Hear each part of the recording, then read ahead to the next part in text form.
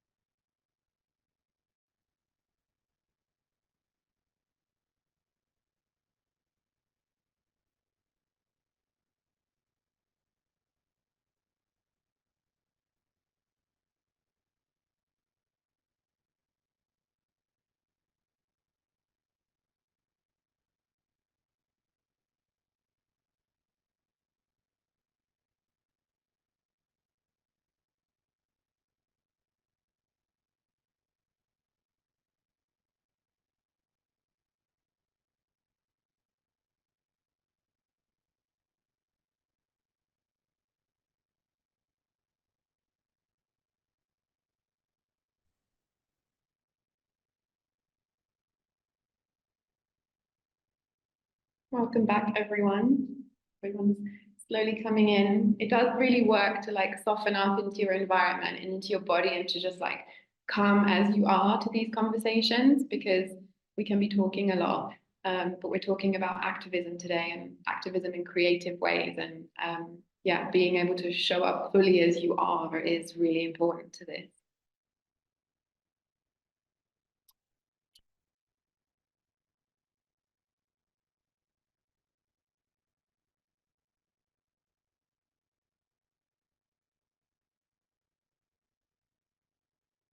I'll wait for like a few seconds more to see a few more screens turn back on that were on.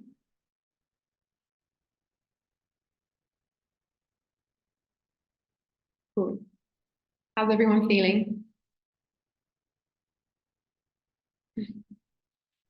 So before I hand over to Nada to share more about her practice in her own words, I thought it could be really interesting to lead you through a small presentation on a history of activism in art. So I'm going to share my screen with you to share some images.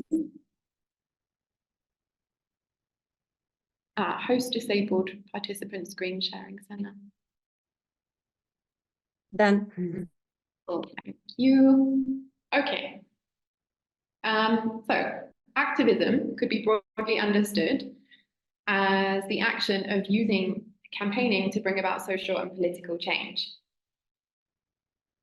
Artistic interventions that engage in activism can take on many forms. From protest art, we think about the playful and beautiful creative placards that we can be in company with at protests, to the creative campaigns led by activist groups, such as the Black Liberation Movement led by the Black Panther Party in the US,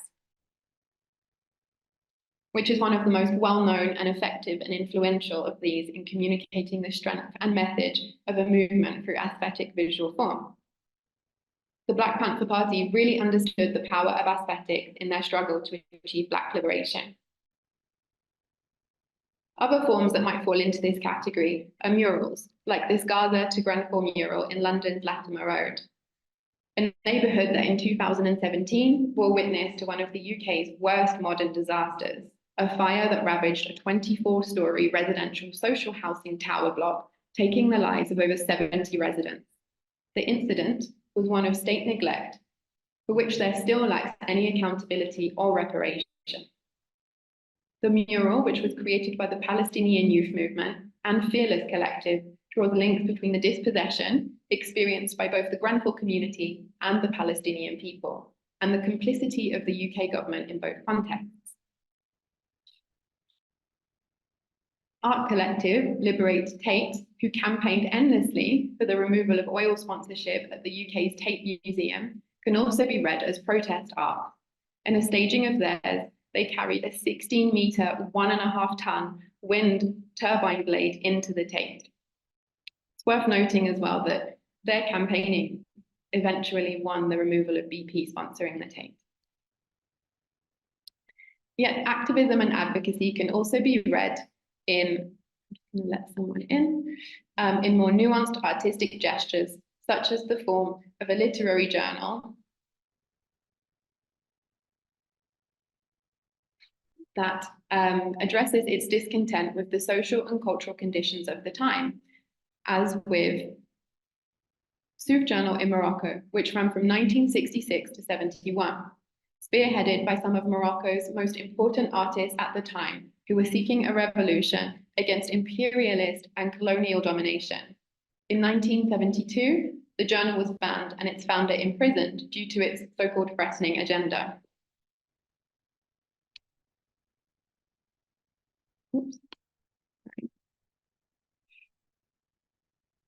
In global revolutions, from South Africa's apartheid to the political revolutions in the Arab world, poetry, film, songs, and graffiti have animated movements, bolstering the people in their struggles to liberation.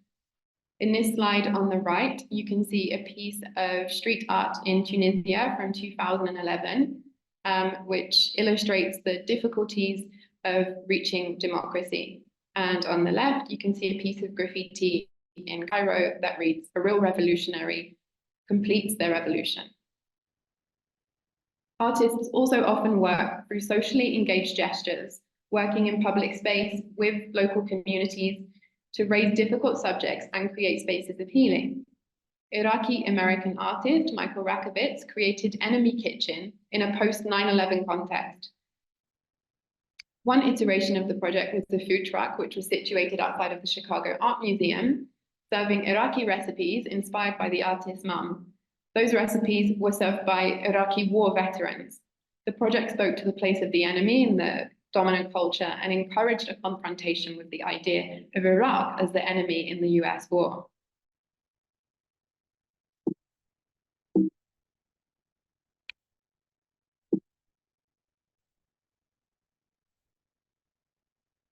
Throughout global history, art has always been at the forefront of calling out injustices, social and ecological, playing a role in how we challenge governance, how we get educated.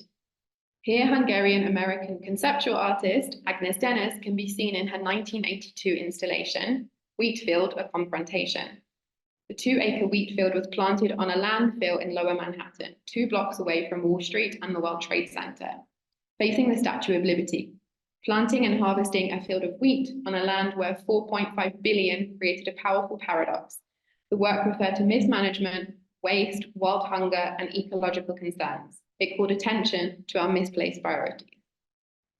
Recently, we've seen the art world respond to the ongoing and incomprehensible Western-backed violence in Gaza and Palestine, with many groups forming to call the cultural word silence on the matter, whilst running programs and exhibitions that purport to be decolonial and committed to the intersections of social and environmental justice.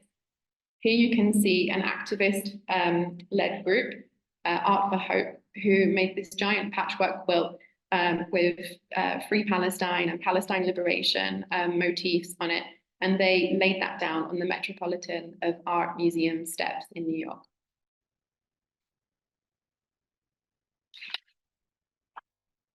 If we can all recognize the relationship between politics and art, between art and life, and the inseparability of all of these, then I think we can really harness artistic and cultural production as a tool for resistance and a primary site for our political engagement.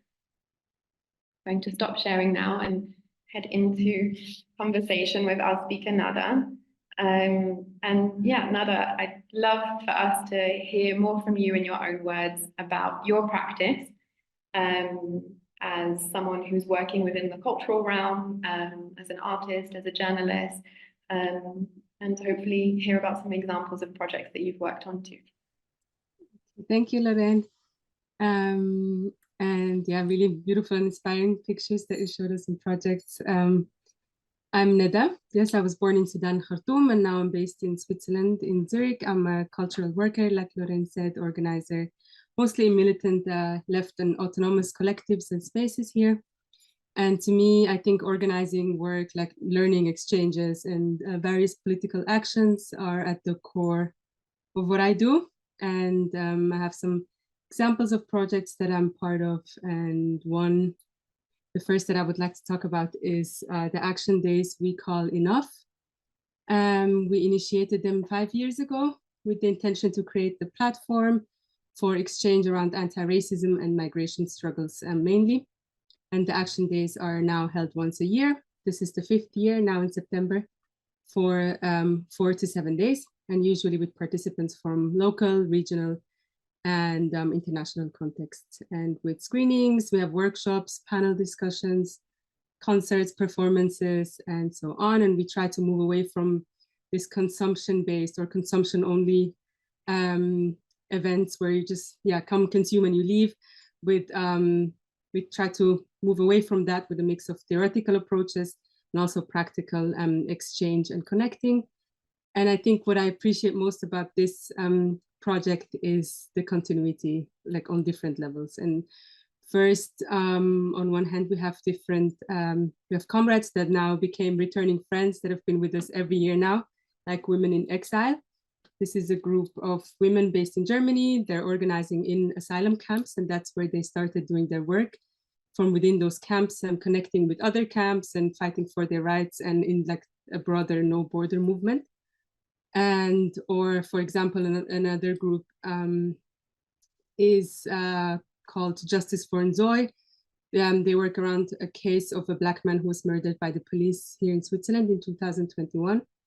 And the police is now obviously trying to throw out the case against the police officers who killed him. They're still walking around with their guns. And so this group came a few years ago. They presented their work and at the action days and asked for help basically. And they found many more people to join and expand their efforts, including journalists and legal and medical experts, organizers, border forensics, a really big group now that is still working on this case and trying to document and bring proof in front of court. And now they return to update every year and further mobilize with other families and groups of people killed at the hands of the state and so on. So this is one form of continuity, I think, when people return and update and network and expand their groups and work on projects together with others that they've met at the action days and so on. And on the other side is that also very personal stories, like when 2 years ago, we invited Sudanese comrades from Germany for a panel discussion on border externalization and on situation in Sudan. And we spent the whole week together, and I introduced them then to my mother, who came to the action days, and immediately one of her and one of the older comrades, they were hugging and crying. And it turned out that they were in opposition in Sudan in the early 90s to the Islamist regime in Sudan. And they fought together and they organized, after they killed my uncle in Sudan, they organized together, they got arrested together, and they have like all these memories. And yeah, for them to meet at the enough and then reconnect in this way was very powerful. And one of my personal highlights, I think.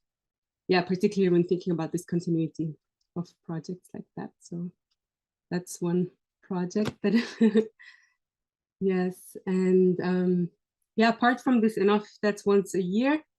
Part of my wage work is curating and organizing, coordinating the program at a local leftist community radio here in Zurich. It's called Radio Lora.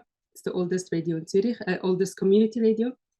It turned 40 years last year, and it started off as a pirate radio and a jail and squad radio that was just basically hijacking the waves. And today we have over 300 broadcasters. It's legit now, we have a concession.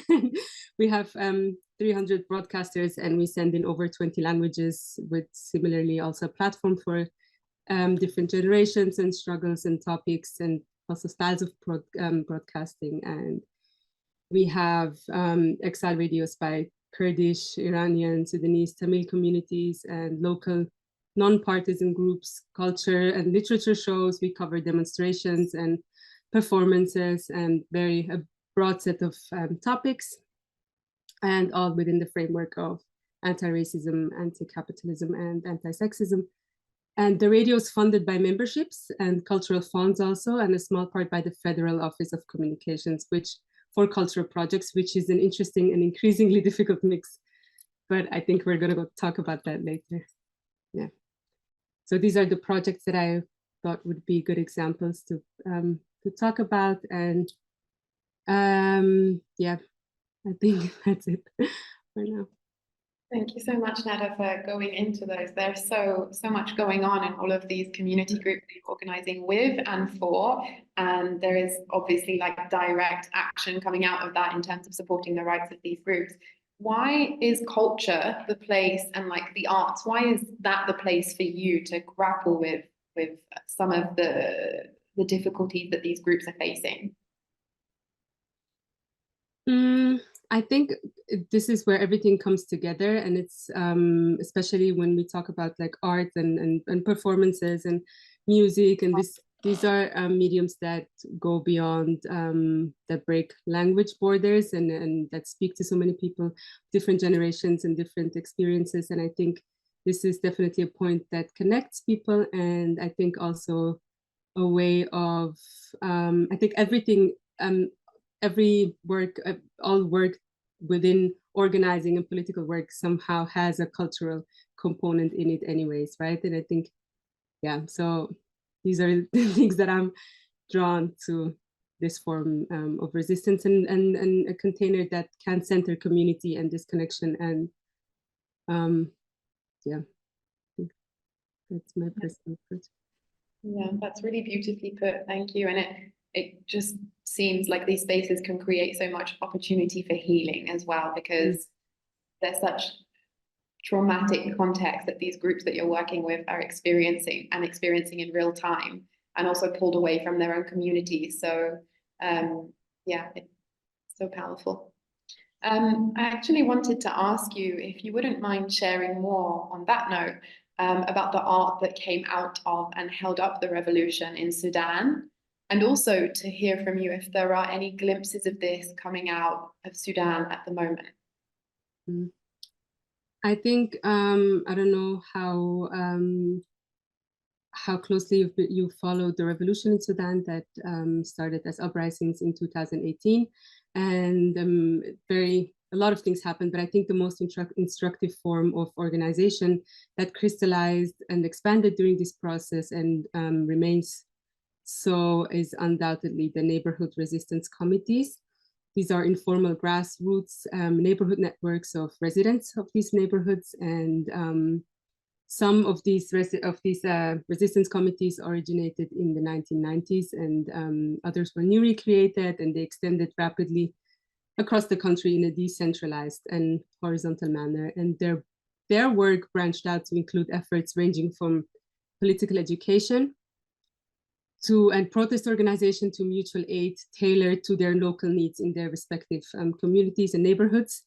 So they came to evoke and embody an Arabic phrase called Hanabnihu, we will build it together, from a poem and a song on radical imagination and collective liberation by the people's poet Mahjoub Sharif. If you're familiar with him, he was a beloved teacher, a poet, and a revolutionary who spent 17 years of his life, I think, all in all, behind prison walls for opposing multiple regimes.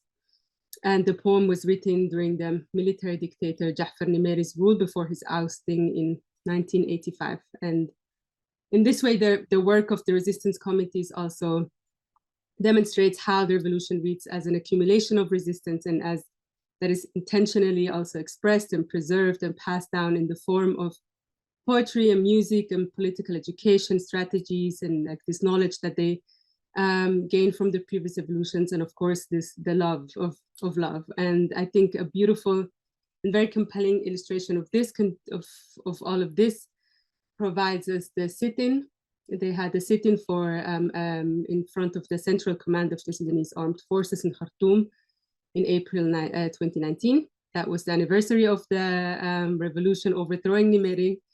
And the people stormed the military headquarters and managed to squat the entire area around it. And within weeks, an experimental town from the people's imagination came to life behind these barricades, and people stayed over 2 months. And over these 2 months, an estimated 2 million protesters came from across Sudan, came to the capital and shared this deeply transformative experience that would ultimately come to define like a pivotal moment within the revolutionary process itself. And at the heart of this encampment, of this sit-in, were speakers' corners for political discussions, for music, for poetry, theater performances, and an open-air library with books that were previously banned, and so on. So that was the heart of the movement. This sit-in, and also beyond the sit-in, after the sit-in was dispersed, and even before that, people used this poetry from previous revolutions, from previous decades of Sudan experiences, and sometimes would change them a little bit to adapt them to their fights, to the struggle now, and sometimes also just preserve them, and they would be slogans. And some of this poetry was written inside prison walls and then echoed in the streets of Algeria, I think. And there's like different where these experiences and words traveled and resonated around the world, and most definitely within this process. So it was a very, very central to the whole revolutionary process, and to make it accessible, include people, and beautify it also in ways. And today, it's the second part of the question today. The people's efforts are organized still within, the war broke out over a year ago, and people's efforts are now organized and channeled into building anti-war coalitions and emergency response rooms that coordinate safe corridors, shelters, communal kitchens, still medical care, and schooling children, and so much more. And they still they still hold on to life by, again, cultivating spaces of art and expression in the form of theater performances and music jam sessions in safe zones as much as they can. And this is actually very beautifully documented by Nas Shagala. You can check them out on Instagram, and they also have a website. I need to, should I write it in the chat maybe? Let me see how it's written. Okay. They document their work and different emergency response rooms. Yeah, so that's for how it looks today.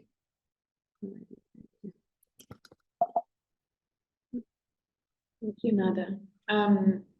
It's just incredible to hear how amidst so much destruction and harm that imagination like thrives, and that it is like, as you were saying earlier and speaking about why culture is the place that, you know, is really important to bring the communities that you're working for in Switzerland and within Switzerland together.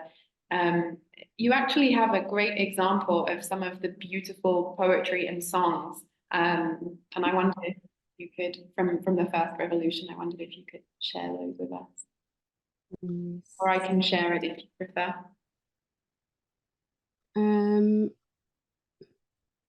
I'll try to. Yes, okay.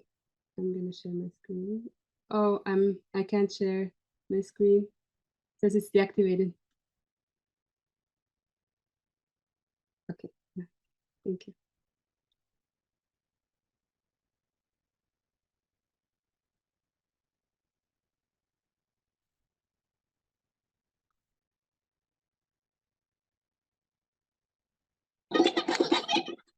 Oh.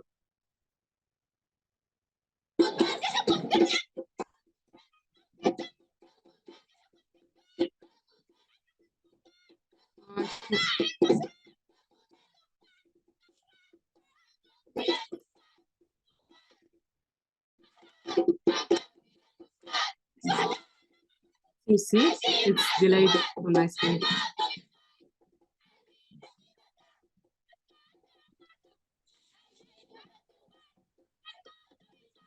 Is it delayed?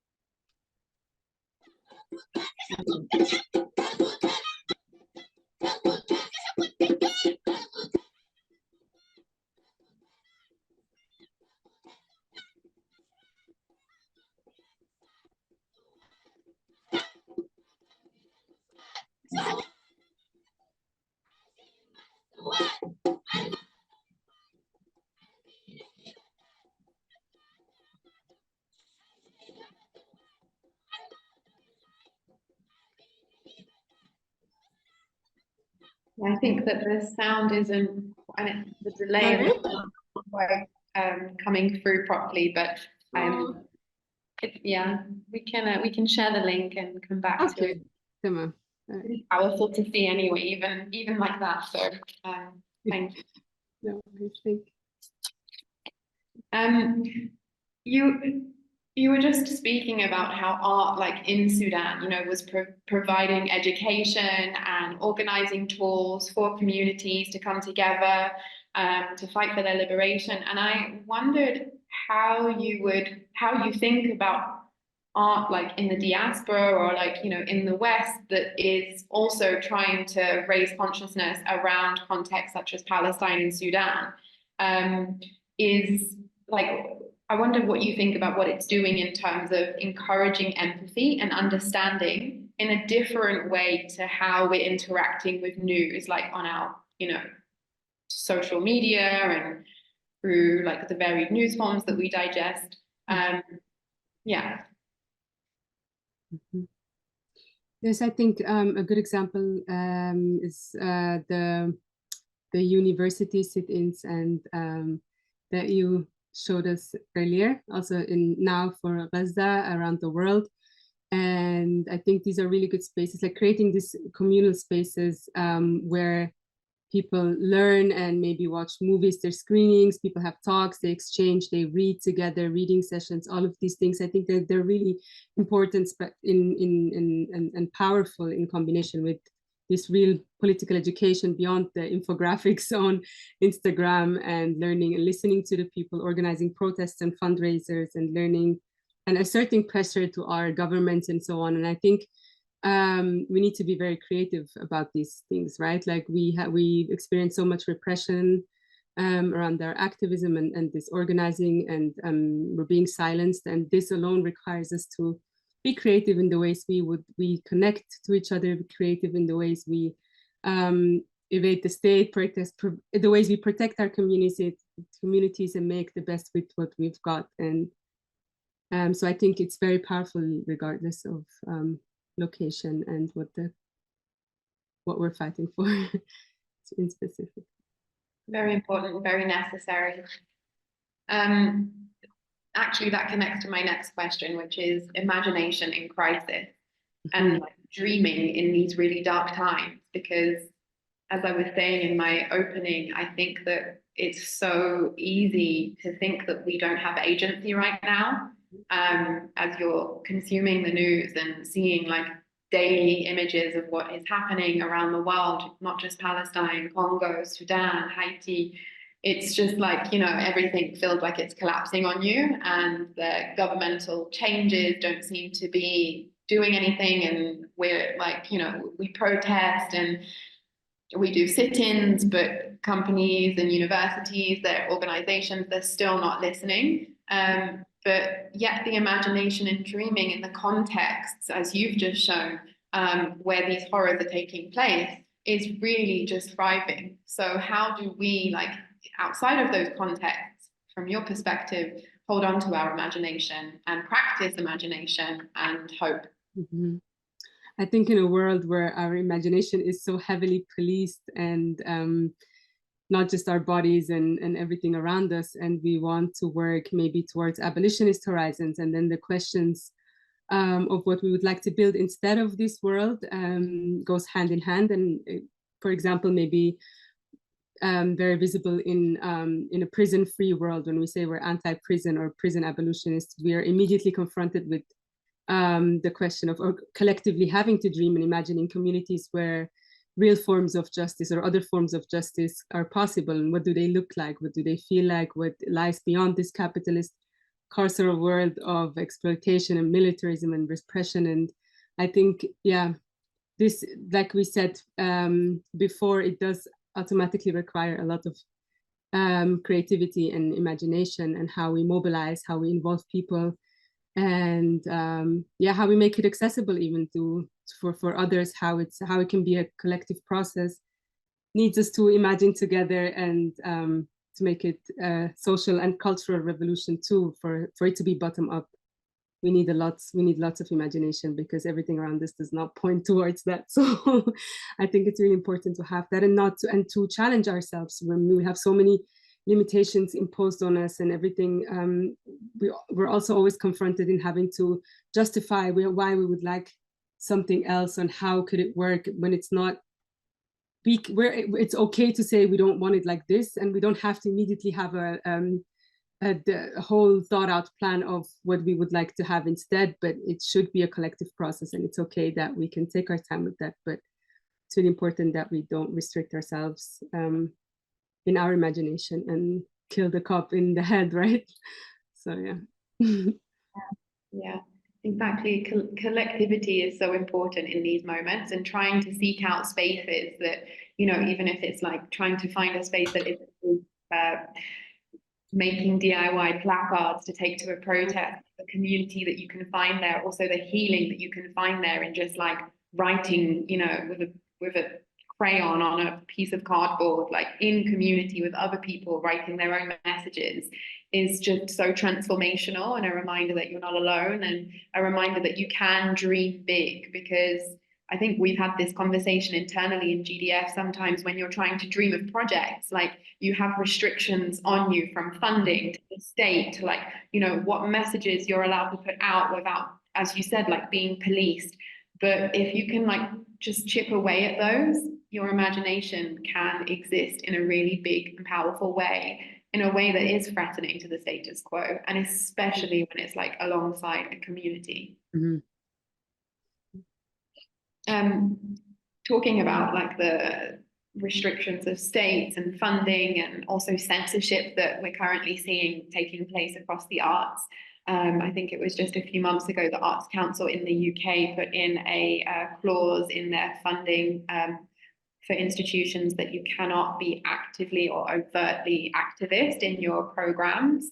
I wanted to hear from you about your experiences of working with cultural institutions, working with state funding bodies.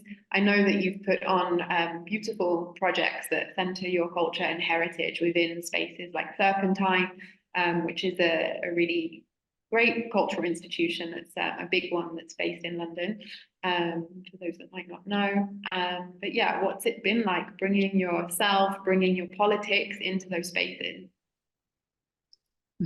I think, like you said, it makes sense. One thing the state and the structures at hand are going to do is protect themselves, and it makes sense that they would silence, and as we're increasingly witnessing now, like you also said, to criminalize dissent and in whatever form it comes, and it's tough, and I don't think it's going to get easier in the near future. And I think now an example with the radio station, we are being harassed by right-wing media and accused of being anti-Semitic and terrorists for our clear pro-Palestine stance and our content, which has not changed since the 80s. By the way, it's always been like that, but now it's obviously a very different environment. And we do have small state funding, and it's now might be cut now, and we're forced to pool our resources to get more individual and more independent memberships and donations, and just find ways to stay alive. And it's not only an attack on the radio, of course, it's on all free media, and which is quite alarming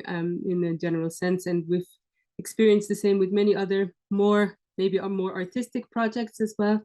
And I think the only way we can survive and sustain is by centering our communities around these projects and anchoring them, and because they know why it's important and why it's important to them, and they have personal relationships to these projects. And the more we are, the more we can uphold these spaces and projects beyond the state, and which can also be a goal anyways. I mean, it's more difficult, of course, but which should always be in the back of our heads, that one day maybe we won't have this funding that we have now, and what then?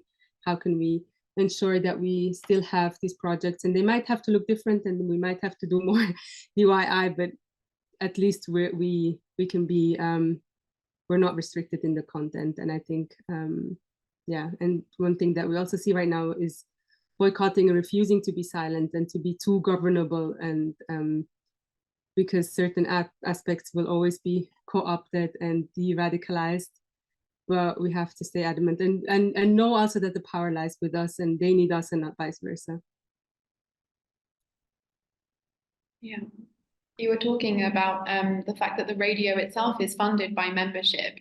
And you've already been thinking about alternative ways of keeping it alive and thriving without too much need of state funding. Yes, we had last year when we turned 40, we did the fundraising for a new bus. We wanted to buy a studio bus and convert it into like a mobile studio, so we could go to in front of prisons and asylum camps and different places to people that can't be with us, or maybe don't have access to radio, and also don't have access to create radio shows and talk to us. So we did a funding, and in 2 or 3 months, we already had like almost 50,000 francs. And we were surprised, but people really, when you come to your communities and involve all these people and tell them what it is and who would benefit from it, and that we don't want any state money involved in this, so it can be ours. And people really did. I mean, it's also Switzerland. We have to be, people have money, a lot of people have money, and a lot of people are, but also a lot of people care. And so that was really, really nice to see and really reassuring.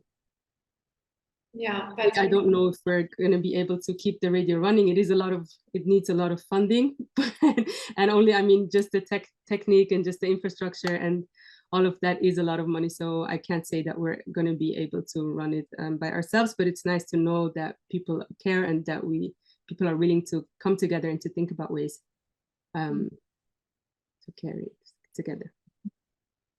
It's really great to hear that, and to hear of like active blueprints for, self-funding and self-organizing cultural projects. because yeah, again, I think knowing like the limit of what you can apply for to fund a cultural project, you can be limited by just thinking that you can't access that, so it's not possible. But as you said, there are so many instances of cultural projects which, you know, have advocacy at their heart, that have self-funded through just community organizing. So it's really great for everyone to hear that. I wanted to talk about the beauty of the spaces that we create and that we build when it comes to the working with the arts as a cultural forum for advocacy. When Alia and I were talking the other day, we both spoke about the fact that in London, when you turn up to say like a screening for Palestine, and you know, a reading, a performance, and there is some kind of like mutual aid fund or charity linked to it, you kind of leave feeling, you know, propped up again, like you are in community with people that care and that you have given something. But there is also a danger of becoming placated by these spaces. And I'd love to hear what you think about that, having experienced them. How do we, like, there is a kind of danger, right, in thinking like, yeah, I've attended something, I've shown up, I've done my good, and now I can leave. But we have to remain angry. We have to sit with the discomfort of what is happening. So I'd love to hear what you think about not letting ourselves become placated. Mm. Mm. I mean, yeah, I get. I guess it's easy, and especially now through social media, and then you can just like share a story, or you know, do have like little things that are so easy to do and that give you a feeling of having done your part, and then that's fine. Which is, I'm not like criticizing that in any way, but but these things also, I mean, social media, like as we've seen, is a good example. Has carried so many revolutions and ignited and coordinated and organizing and all of these things. A lot of things have happened through social media in the whole Arab Spring and in Sudan and everywhere else. But at the same time, it has like this other part of, you know, becoming comfortable and not having to actually be in the streets or organize or do anything beyond that. And same thing with, yeah, with getting funding, or, you know, getting recognized for parts of your work, and then thinking, okay, khalas, like that's it, I've got the grant, or I got this prize, and then that's fine. But I think a lot of people, and especially the people that we work with, or also myself, we don't really always have the option to then just be like, okay, khalas, I did my part. And then because these are our lives that are at stake and our futures, and a lot more. So some people don't have that comfort and this privilege to say, okay, it's just, yeah. So I think it's also a question of privilege. Yeah. Totally a question of privilege. And I think for those that move through privilege, it's like hearing that testimony that, you know, for some people it is not possible. Like it isn't just not a hobby, if you like, but an interest or something that like props up your identity. That yeah, it's that in itself is a motivation to sit with the anger and the trouble. I think we can end on a question before we take a break and then come back and open it up to everyone here to speak about how we've seen activism playing out in art, or how we participated in activism that works with the arts. But yeah, I'd love to end on the role of care and rest in advocacy-based work. So whilst it can be a huge privilege to work with culture as a form of resistance, it's also a really alienating and lonely one, because I think in the cultural and art world that is, you know, dealing with advocacy, it's still on the peripheries. It's not the major like cultural dominant world. So yeah, how do we make sure that we take care? How do you take care? And what are the ways that you practice rest? Is that a question to all of us, or? Sorry, to you. Okay. I think it is a very difficult question, and and something that I think requires a lot of practice. But I think definitely by communicating and having a network also of people that we can rely on and that we know, that we always keep in mind that the struggle and the fight is long. And I think of the Zapatistas, the rule of rest, and that the right to rest, and also like ex-Black Panthers that have said that if they could go back in time, the only thing that they would make better is, or changes, that they would take better care of their bodies and of their health. And you know, I also see that when I look at burnt out and exhausted elders, that people who did not necessarily have the space to do so, to rest. And it's on us, I think, to create these spaces and foster environments that encourage rest and physical and mental well-being. Yeah, it's something that we create definitely, and something that we have to cultivate and practice. Also practice listening to our bodies and practice listening to each other, and which is also a way of breaking with this fast-paced capitalist system that wants us to produce and consume all the time and not to rest. So it's also a way of breaking away from that and taking care of each other. It's a collective work. It's really hard to say self-care in that sense is really hard. It's really necessary that it becomes something collective. Thank you so much, Nada. There was so much wisdom and gold in everything that you shared. And yeah, I hope everyone can interact with your work and practice a bit more. I think we should take a 5 to 10 minute break. Then Mahmoud has a question. Sorry. Mahmoud. Go ahead. No, I have a question in relation to how we understand art as resistance, in a way that regarding your question, Laureen, about, there are two images of art. The symbolism, which is like art is for a stage in a theater for middle class and upper and rich people, and organic art, like the Kindaki one, the Sudani song. She came in an organic way, Thawra, Thawra. That is the kind of art which make you able to move the ground in a way that you are able to mobilize. You feel that you are mesmerized when you are involved in when art become resistance, and you feel that how it become. What I'm afraid is the challenge nowadays, how there is a kind of transformation of art from something organic, where every aspect of it is part of the resistance or the identity or whatever that represent the people and the community, into something symbolic that we found it in closed doors or in closed spaces with no mass impact. And that is where, how is it allowed for us to institution the arts and to deal with it not in an organic way, where I feel like people live the arts, live the culture, not symbolize the culture and the art. And that is a killing point in terms of how we make it art. When I see Handala simple graffiti back in 1970s up to date, it is still working, it is still valuable. When I see the African American graffiti is still working, despite who wrote it, despite who sing it. The words are the most important in this case, that give the impact. And that's where I think we have to pay attention to maintain art as resistance and culture as resistance, by maintaining, exactly like environment. Let's keep it organic. And how we keep it organic. I don't know if this is a question, or I don't know if I am aware of what I am saying, but this is in my mind. Thank you, Mahmoud.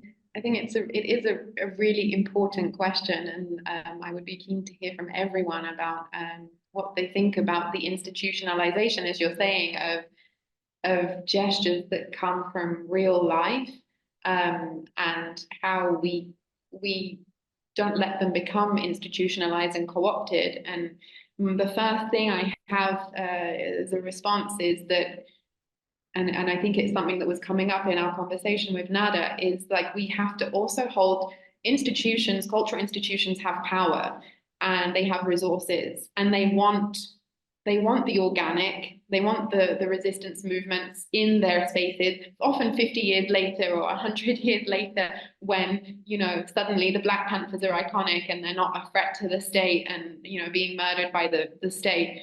But I feel that we also have power to ask institutions who want to take our culture to also use their resources to help prop up our culture and our movements and our resistances. But I think there are 1,000 responses to the question that you pose, and it's one that we should all be sitting with.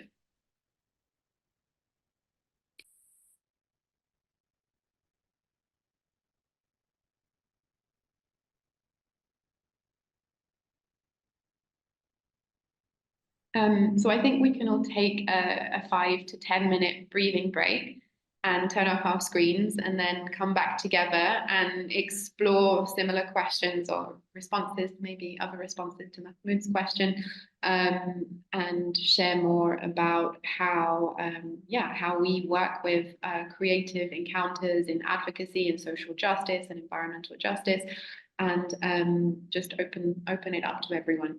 But yeah. Thank you. And see you very shortly. Hello, everyone. I think we're all back from a little break.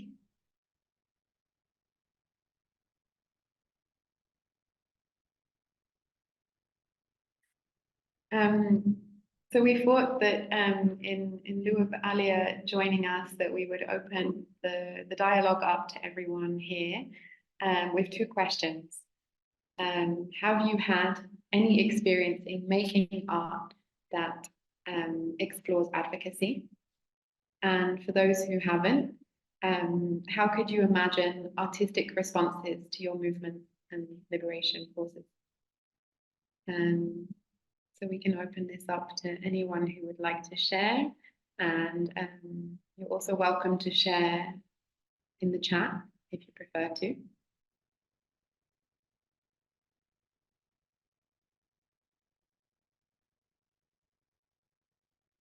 Yes, Bushra. Hi everyone. Yeah, first I wanted to thank you all for the really beautiful discussion. It was very inspiring. And since it's been 10 years now that I'm working on art and activism, I thought I can pop up and say something about it. So yeah, I'm Bushra. I'm in Tunisia. I'm based, born and raised there. And I'm a queer militant and artist and curator. And so I was co-president of a collective of lesbian, bi, and trans in Tunisia. And you have to know that in Tunisia, homosexuality is criminalized up to 3 years of jail. So with this small collective, we were doing a lot of advocacy, international advocacy, but also support of the community, etc. But we decided to have like this public facade with a festival, an international feminist art festival that was happening in a very popular neighborhood. So we were using art as a way to connect also with society and to not stay in our bubble. So we had 4 editions of this festival, and especially the 2 last ones were very powerful, and I think we could manage to blurry the lines between the queer and feminist activists and artists, and within the community, like the society in general and the neighborhood, because also it was a free festival, and for us it was very important to include everyone there. And also it was funny for me to see in your presentation that you were talking about Fearless Collective, because we also did a mural with Fearless in 2018, and it was a wonderful experience. It was also downtown, in downtown of Tunis, in also a very small street next to a masculine bar, and we were this like 20 women really climbing and doing the mural together, and the process in itself was very empowering, and the process was a way also to engage discussions, because the mural was about the anger, the women anger, and how to say that it's valid, and how to turn this anger in tenderness, but for yourself, and not only to be the one that cares for the others, but also to care about yourself. So yeah, for me, art is a very strong and powerful tool of activism, because it creates this kind of common language that you can share through different mediums with people that are not necessarily thinking like you. But when you engage in discussions through art, it's not personal anymore, but it's more like you are discussing an artwork, a piece of art, but not really your own, your own thoughts and your own beliefs. So yeah, this is what I wanted to share. Thank you so much, Bushra. That's really beautiful and powerful to hear, and I'd love to see the Fearless Mural that you worked on. I wanted to ask you, I was just thinking as you were saying about, like, obviously the criminalization of queerness in Tunisia, it's the same in Morocco. Like, how do you get beyond the fear that comes with making yourself so visible through like public art projects? Yes, this is one of the reasons why we decided to call the festival International Feminist Festival and not queer. And we also try to not censor ourselves or not censor the artists, but to choose which artwork will go in this big building, the open one that was a state building also, which was like for us a big win to be in a state building. And some of the very maybe obvious or that could be problematic, we will do them in another space, and it will be like for the community.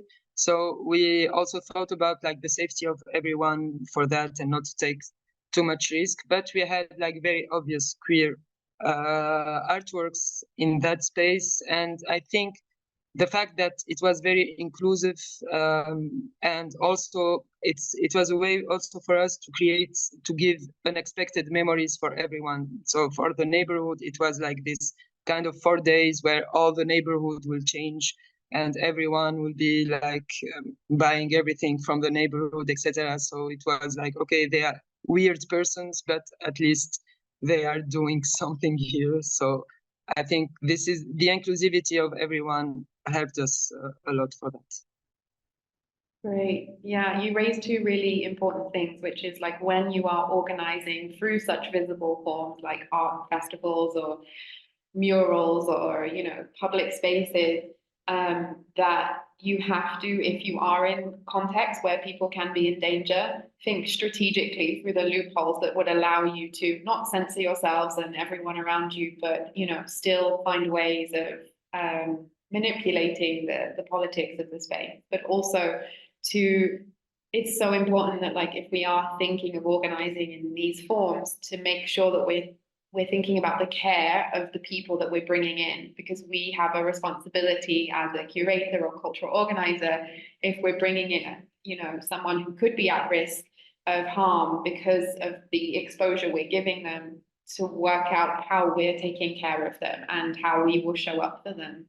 That's really, really powerful to hear that all of that is happening in Tunisia. We are trying our best. It's not always easy, but we try our best.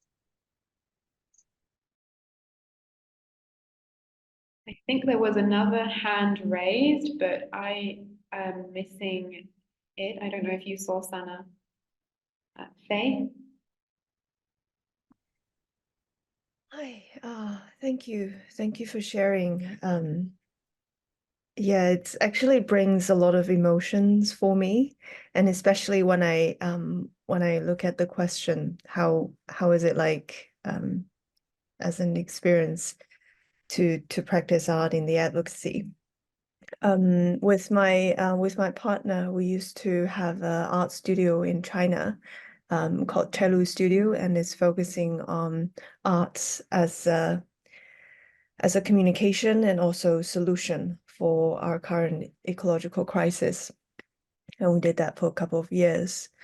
But I have to say that when I think of that experience, I can feel a lot of my anxiety on top of my stomach. Like that it is still very present there. It's a very physical response to that experience. I think it's mainly due to a few reasons. First, like art in maybe also in many other developing countries is kind of marginalized in this advocacy world, and it's not seen as the main way of doing things, and it's also extremely difficult to get funding in the philanthropical field and dedicated funding, and also in China, like all the media and communication is so much controlled. Actually, having that expression is you need courage, but also there's very little funding stream into that. And then what's left is like working with other environmental NGOs or companies or other like big brands. And then very often I feel that artists are treated as a designer to fit the needs of these people who owns the power and who want their story to be told. Yeah, so very often we did quite a few projects regarding like coral protection, birds, and also forest. And when people hear that, because there are a lot of media coverage about our stories, when people hear that, it's like, wow, that is so inspiring, that is so lovely, and it's like millions of views. And then you kind of ask, and then what? Like after all these people seeing these artworks, what have I really changed? It's like, it's very vague, it's very hard to grasp. And then you almost have very little to prove to the next collaborator or funder that this is very valuable. Like even we've been shown at like at the top gallery or the these biennales, it's still hard to build this like sustainability even into our own life and be able to survive and thrive as an artist and continue that journey. Yeah, I'm sorry for being negative about it. I just felt it was very present and it's in my body. I kind of need to let it out for a bit, and yeah, looking forward to discuss.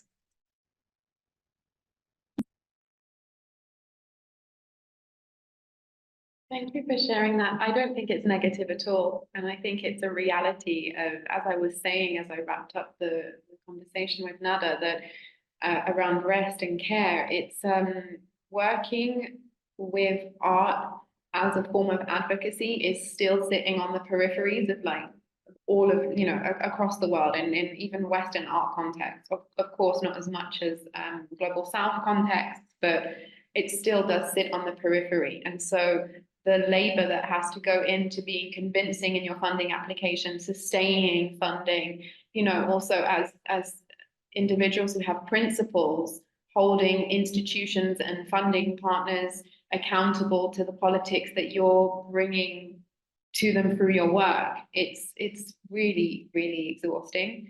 And it's also just so up and down. So I don't think it's a negative. I think it's a reality and one that is really important for us to grapple with. and to come into spaces like this to discuss like how we sustain ourselves, and to listen to like strategies and techniques from others, to be sure that we can like have some form of at least like sustained imagination. Mahmoud.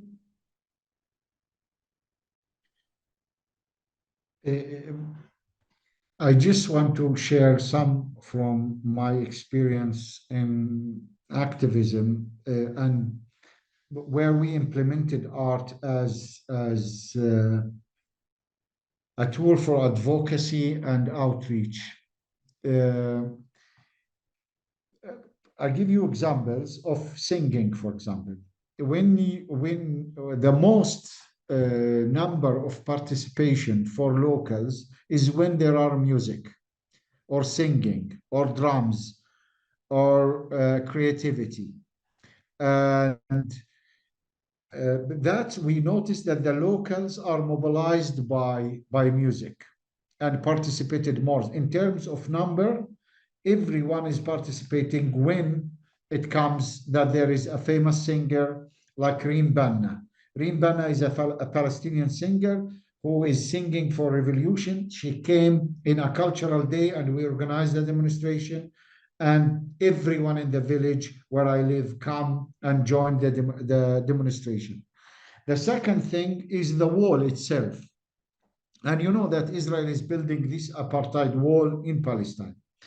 And the debate came out are we going to keep the wall dirty as it is, in a way that it is for a dirty purpose, for a dirty goal, or it can be attraction of artists to come and make from it as a tourist site where everyone can come and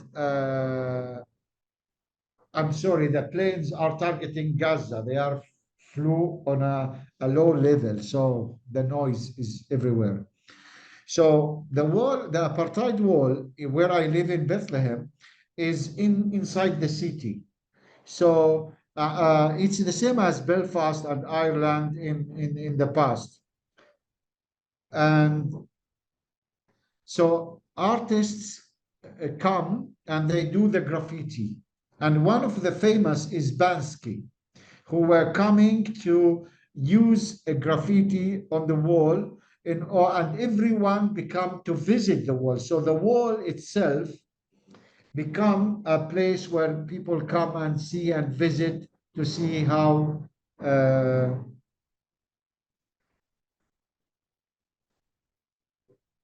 so the wall become a site where everyone is coming to see the graffiti or to do some graffiti on it. And that's to make a good advocacy. And you know, Bethlehem is the city of Christianity. So when the Pope came to Bethlehem, he touched the wall. And it became like in the media all over the world. Another example that I want to share with you is the biggest key all over the world. Activists in Palestine made the biggest key as a sign of the right of return to the Palestinian refugees, and they sent the key to Germany in an exhibition. And it was like a place now, we bring it back, and now it is a place where everyone come and visit to remember the right of return for Palestinians. So in this case, when art become as a way of advocating and mobilizing of the not only locals but also internationals, I think the case in Palestine was there in at least what I observed and in the demonstrations, activism that I was involved in. Thank you. Thank you for sharing that, Mahmoud. It's really, yeah, it reminded me of, I was listening to a Mexican-American author speaking about the Mexico-US wall. And he said something really that stuck in my mind as a really powerful visual, which was that if you go to the US side of the wall, it's just like empty, there's nothing. But you go to the Mexican side and there's resistance graffiti. There are people selling like children balloons. There are children like playing through the fence. You know, it's like you try to oppress a people, but their imagination, like it still comes through and transforms like this oppressive structure. And the fact that the wall in Palestine became a site for encouraging like others to join resistance and support the Palestinian movement is really powerful.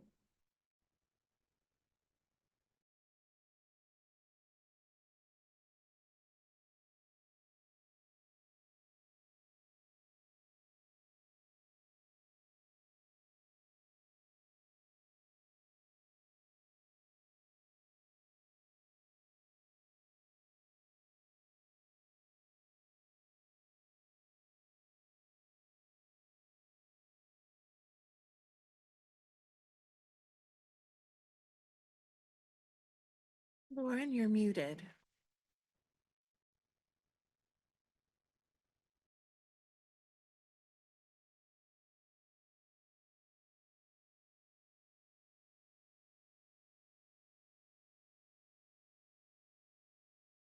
No, we can't hear you. You're still muted.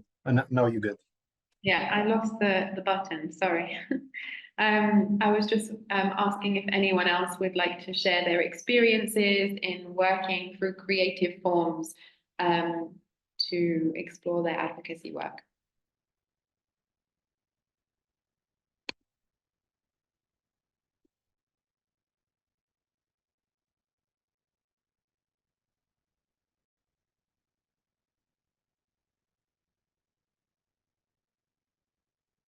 And I think it's important to remember that, yeah, creative can be as expansive as you want it to be. Mahmoud. I want to share a challenge. It's just for thinking. What I noticed is that about media. So because, you know, media, especially the Western media, are interested for common things. What suits their culture, they will bring it as a positive thing. What is not with their culture, they will ignore it, or they will put it in a different way. For example, if you look at your culture from but I don't know if this is like a strength point or a weakness point, and how to use it in activism. So I'll give you one example. If yesterday, in the last 2 days, around 400 Palestinians were killed in 2 massacres, and the news a little bit covered it, and Trump was slightly injured in his ear everywhere the news. So in a way, I found it like how media is taking what they want, and this reflects on culture also and arts. And what we were doing, and I don't know if this is like something to bring the people to show solidarity from the oppressed, from the people in Palestine. I give you an example. In the past, for example, some crazy guy went in Virginia Tech University and he killed 18 students. 18 students in the university campus. What we did is that we planted olive trees on the path of the wall, of the apartheid wall, and putting the names of the victims who were killed by this crazy guy. And the media picked it, but they make it half, in a way that if these, because our message at that time, if you are facing this terror attack, we are on daily basis facing this. And if you suffer from this once, we are suffering on daily basis. There is a message that we try to pass through planting trees, which from my perspective is a cultural also practice, or an art practice when we plant trees also. And the media pick it the way that they want, especially in the West, that they drop part of it, part of this story. And the same with Bethlehem, the city where I am living, in a way that Jesus is Palestinian. No, Jesus is not Palestinian. And we kept arguing about this in media even. And when we do symbolic actions of the message of peace that Jesus came with, and we are the followers of Jesus, are still suffering from the same that he was suffering in an artistic way, in a poetic way. But these, sometimes we find these voices are not passing through the media in the West because it contradicts the narrative that they built, especially around art and culture and so on. I don't know how, if in other contexts this is similar in other places in the South or in the North.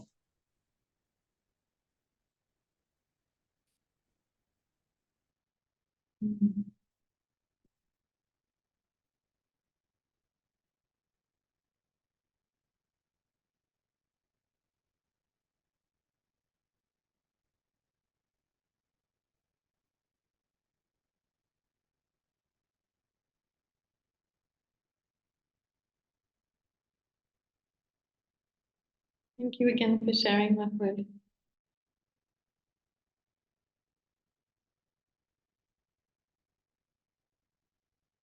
The other question was asking if you haven't had any experience in working with creative expressions through your advocacy, is through the work that you currently do, can you imagine how you could utilize artistic forms to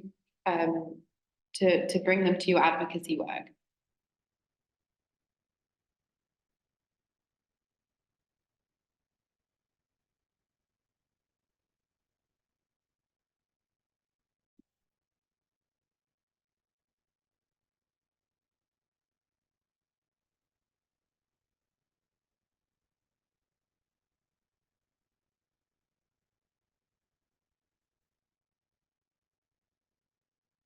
Everyone's feeling a bit tired now. It's the end of the day.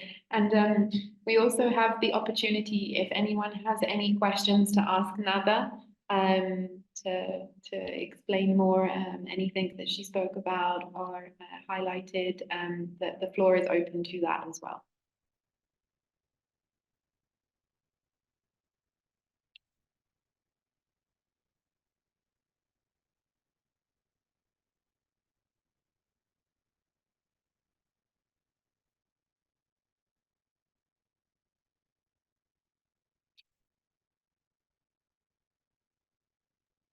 I'm going to try to jump in if that's all right. I think it's a little intimidating in the silence when everybody is so quiet to try to speak up, but you know, that's what we're here to do and to practice.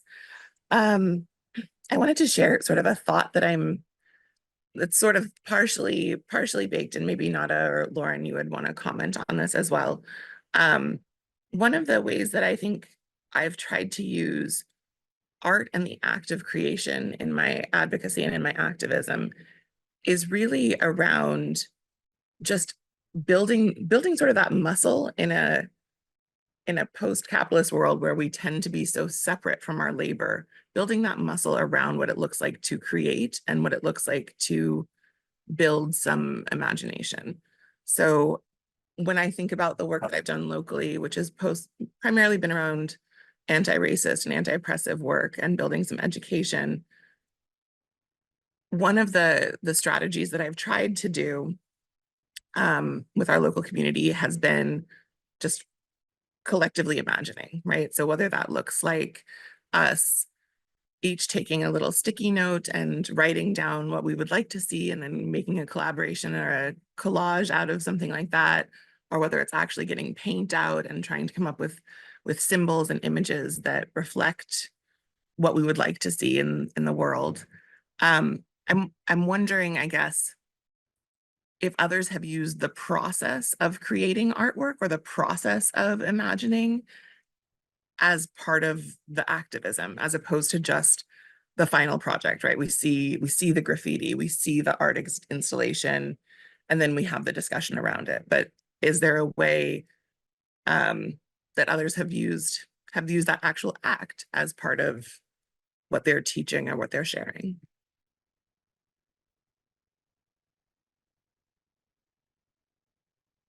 Thank you, Courtney. I think that's so important to bring to this forum, because the process is so important, and it is like the crux of where we're, especially if we're doing that in collectivity, coming together and yeah, holding community and able to see ourselves like mirrored in the advocacy and you know, principles of others, and to be reminded that we're not alone. And I think, yeah, there isn't enough of like shining a light on the process. Like, you know, when you see the Palestinian protest at the Metropolitan Art Museum with the quilt, it's like, it would be great to see the process that went into that, like the messiness of that. And I personally, I feel I have experienced a lot of process-based spaces in the London art world where people just, you know, come together and bring their full, like, messy human being selves to the spaces that are opened up, often by queer communities, often by people of color communities, by Black communities, by migrant communities. And yeah, it's really such an important part of understanding your advocacy and your activism, and even like owning that label or owning that community. I love also that you brought up the picture that you had from the Palestinian work outside of MoMA, which reminded me very much of the AIDS quilt that used to travel around the US, right? The practice of that, building that quilt, was that there were these panels that were the size of a coffin, 3 by 6, and different smaller groups would get together and make an art panel that would then join others as part of this. Honestly, it was almost like small group collective, then to big group collective, and then it became something that lived on and continued the conversation. I'd love to see something like that reemerge for solidarity with our Palestinian brothers and sisters and siblings.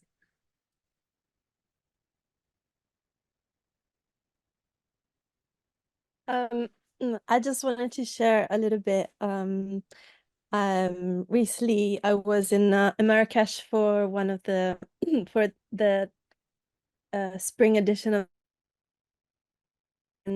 puts on, and with a group of other like foragers and artists and designers, we worked with a culinary school, like youth culinary school of Moroccan youth, and yeah, I think like what I found very transformative was the process of, so like the idea was to like work with them and then have like a food performance and ritual at the end, which was all about reconnecting the body to the land and finding stories of like entanglements between humans, landscape, and plants. But actually, yeah, I mean, like the actual performance and like the eating and the ritual was beautiful, but actually what I found so transformative was that process of like both being like working with and being resisted to, and being allowed to working with the youth. Like we did a few like workshops in a farm to work with different herbs, and then a few more work in the kitchen. And yeah, and I think I find that quite often, like I have to remind myself that it's not about the end goal. Like really the magic and all that is brought up is in yeah, like you said, Lauren, like I wish you could see how the weaving is done. Like that is where that cultural work really comes to the fore for me. And I think actually the end point sometimes is what I found a bit more daunting, of like having to present and like almost feeling like what is going to be left out, and will this actually be like relay and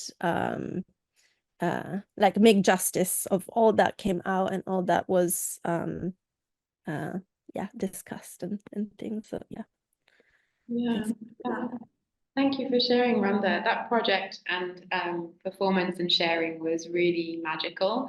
And I feel like everyone who saw the end offering of the performance at the culinary school, yeah, they felt the purpose of it, you know, engaging them in questions of food sovereignty and reconnecting to land and culinary heritage, or thinking about these questions. But you're right, and in that we put too much perfectionism on it's so hard not to, and I think it relates to what Mahmoud brought up about how do we resist, you know, the organic becoming institutionalized. Is we have to fight our own minds in breaking out of producing something that is a perfection.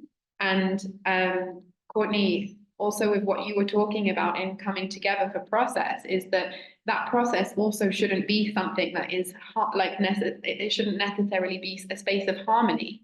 And I think, Rhonda, what you're saying allowed me to like get to that place of thinking that, because you're right, the youth, the students, they were resistant to your ideas of eating from the body. You know, I guess there was a bit of like cultural translation and mistranslation happening.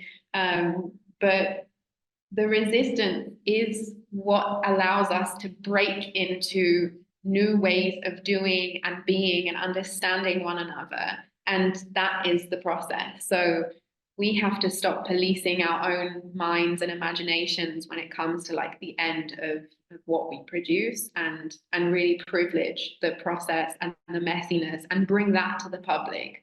Because yeah, it's this capitalized way of working and doing that is stopping us, I guess, from like getting into the real like revolution.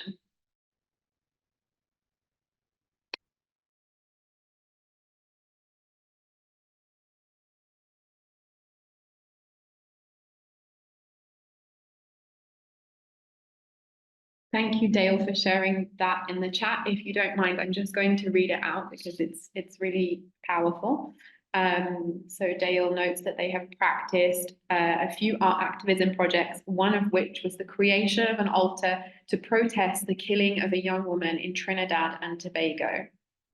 And it was for an MFA class led by American activist Patrice Cullis.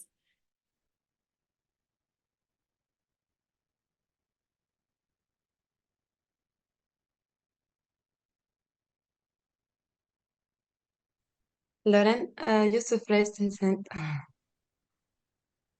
Sorry, Sana? Yusuf raised his hand. Yusuf, go ahead. Yeah, I just wanted to add and maybe give another different shade to the context, because I haven't really been involved in activism, but I've been involved in advocacy work in a really long time ago. So I thought of maybe sharing that example of, I remember correctly, I used to work with an association whose goal one year was to feed during the holy month of Ramadan here in Morocco. Their goal was to feed, to basically have 1,500 food packs a day through the entirety of the month. So that's 1,500 packs a day. But as we were preparing for that 2 months prior, we got the partnerships packed, we got the deals, everything covered, but the main issue was with the local authorities, who somehow forbade that, and they didn't want to have any leeway or collaborate. So what we did is, luckily, we had in our team, we had 2 animators. And so what we did is we created a social media campaign where we tried to basically humanize the beneficiaries, although they are you think that you shouldn't do that, but sometimes it's necessary. So we, as part of that, we created narrations, and in collaborations with the animators, they just animated it and created short videos to feed that the social media campaign. So what happened is that in 1 month, the people who lived in that targeted community that we wanted to have where we wanted to distribute these food packs, they were actually the ones who funny enough stopped local communities from stopping us. And it is how we succeeded in distributing more than 45,000 packs in 1 month. Wow, bravo, that's amazing. And yeah, like really in those like on the ground moments where you have to like think creatively, literally to find solutions to like how you're being, you know, hinged upon to not do the work that you're like set out to do. Mahmoud? I have the last advocacy tool of using arts. There is a group in Scotland called Sangani, or in Arabic, Sanughanni. They don't know Arabic, but they sing in Arabic in a group. So they go everywhere in Edinburgh, Glasgow, Aberdeen, everywhere in the UK, in Scotland, singing and presenting the resistance. Okay, they receive funds, but all of these funds go to environment, which is goes to the Stop the JNF campaign, where we plant trees back in Palestine. They come during olive harvest and we sing together. And you can follow them in Instagram or social media. They are Sangani or Sanugani.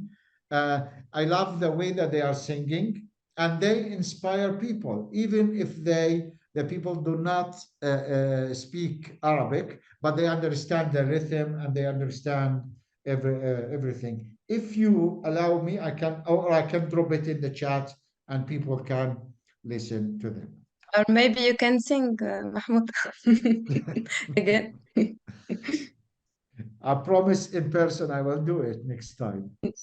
Let's sing together.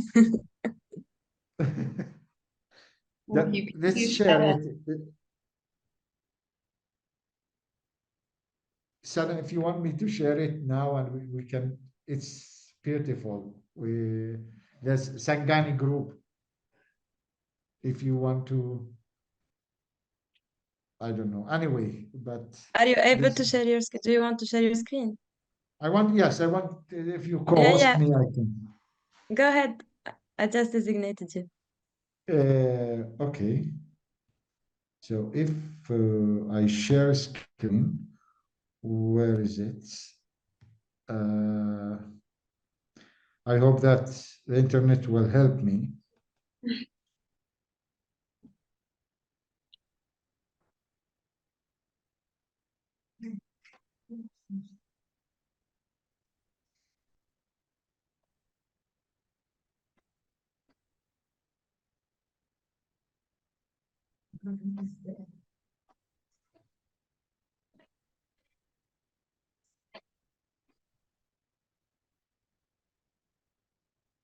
Sorry, this was in English. I don't know why. Did you manage to hear it? No. Did you manage to hear it? No. Sorry, I did a mistake. I will share the link, and that will be okay. Okay. Sounds great. Thank you.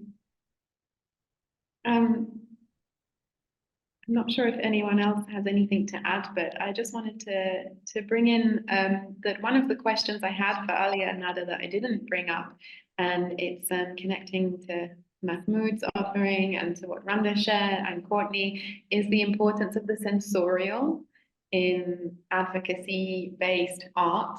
and you know, bringing in our culture, our food, our songs, like as we've been saying, the kind of messiness of human existence and the way it, like, you know, becomes beautiful in these forms into cultural spaces and cultural venues, to disrupt like the kind of sanitized spaces of art.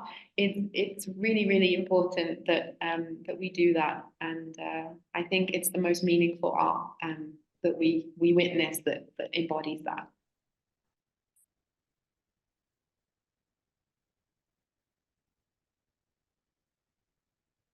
And I hope that we can collate all of these wonderful offerings that everyone has shared in the chat and in the conversation into a document that we can share with the recording of this video that will go out soon. I really thank everyone for saving the session by bringing yourselves and all of your wonderful experiences to the second part of this conversation. And thank you so much to Nada. Everything that you had to share was so invaluable. And from the bottom of my heart, it's just incredible to learn so much about Sudan through its cultural revolution and through youth. So there's a lot of emotional labor that goes into sharing that. So thank you so much. And Nada, please let us know where we can find more about your work, how we can follow you on social media to follow the work you're doing. I added a few links in the chat, and I can also add personal links if you want. Thank you so much. Thank you so much, everyone.